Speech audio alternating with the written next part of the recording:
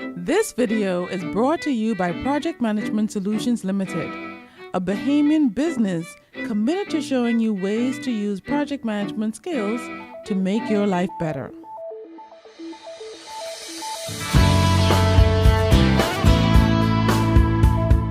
You are progressing well with your project management plan. By now, you have categorized and prioritized your requirements, created a plan to manage your requirements, determine what is included and excluded from your project, broken your project work into work packages, listed the activities, sequenced the activities, determined the resources necessary to complete the activities, determine the duration required to complete the activities, schedule a time to complete each activity, estimate the cost and determine the budget, create a plan to manage quality, and determine who, what, and when to communicate to and why. At the end of this module, you should be able to plan how to identify, evaluate, and address risks. Risks, as they say, are ever present in our lives, and a project is no exception. What is risk, you may ask? A risk is an uncertain event or condition that, if it occurs, has an effect on at least one project objective. Objectives may include scope, schedule, cost, and quality. A risk event may have one or more causes, and if it occurs, it may have one or more impact. A cause may be a requirement, an assumption, a constraint, or a condition that creates the possibility of a positive or negative outcome.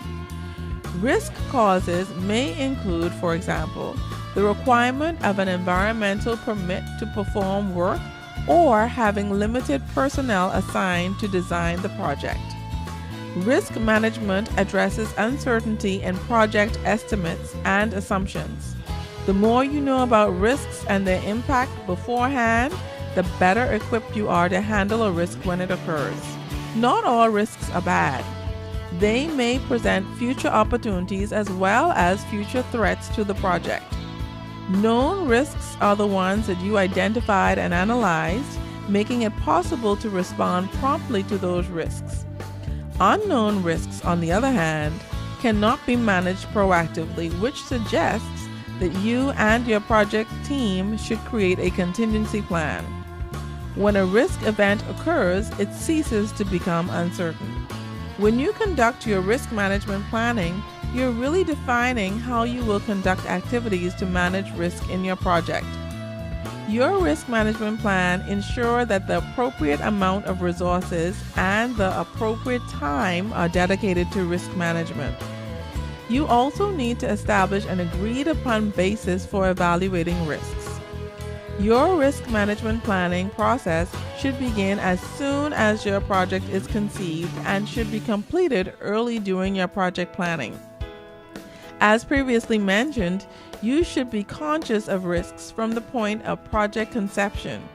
You should always be mindful of risks as you gather information to prepare project documents, some of which you may already be familiar with. For example, let's take a look at the project scope statement, which provides a clear sense of the range of possibilities associated with the project and its deliverables. Your project scope statement establishes the framework for how significant your risk management effort may ultimately become.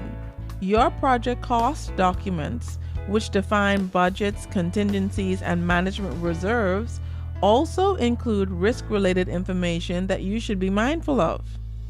Your project schedule should include contingencies that should be reported and assessed, as should your communication plan.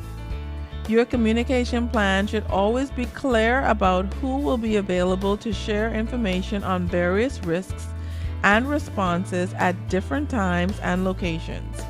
Your plan to communicate information that relates to risks should be based on your stakeholders' risk attitudes and tolerances or the degree of risk that they are willing to accept. Risks that are threats to your project may be accepted if the risks are within tolerances and are in balance with the rewards that may be gained by taking the risk. For example, Adopting a fast-track schedule is a risk taken to achieve the reward of creating an early completion date. A risk cannot be managed unless it is first identified. After you have created a plan for managing risks, your next step should be to identify the risks. This is an ongoing process aimed at identifying all the knowable risks to project objectives. At the time when you identify the risk, you may also identify potential responses. As you record the possible responses, you should determine the instances where immediate action is appropriate. If you have project plans, assumptions, and historical information from previous projects, you should review these documents from the total project perspective as well as from the perspective of individual deliverables and activity levels. Reviewing documents in this way should help you and your project team identify risks associated with the project objectives.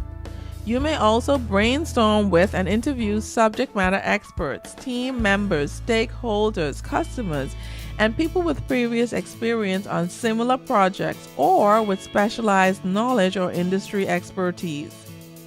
During these sessions, you ask the interviewees to disclose the risks that happened on similar projects and predict what may happen on your project. Sometimes it is helpful to prompt the experts to dig deeper than the risk itself and look at the causes of the risk. This helps to define the risks more clearly and also helps later when you're developing a strategy to respond to the risks. One of your goals for identifying risks is to come away with sufficient information to build a list of the risks that you identify. The risks should be described in as much detail as is reasonable in the risk register. Your goal is not only to create a list with all of the risks that you identify, you also need to have considered the root causes of those risks. You are well advised at this point to also include a list of the potential responses next to the risks that you identify in the risk register. Analyzing risks using qualitative techniques involves determining what impact the identified risk will have on the project objectives and the probability that they will occur. It also ranks the risks in priority order according to the effect on the project objectives so that you can spend your time efficiently by focusing on the high priority risks.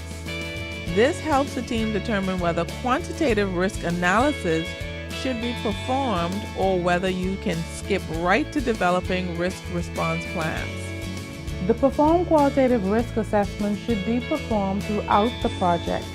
This is one that you may find you may do quite often because it is fast, relatively easy, and quite cost effective. Discussion questions. What is meant by project risk? What impact may risks have on a project? Why is it important to properly identify risks on a project?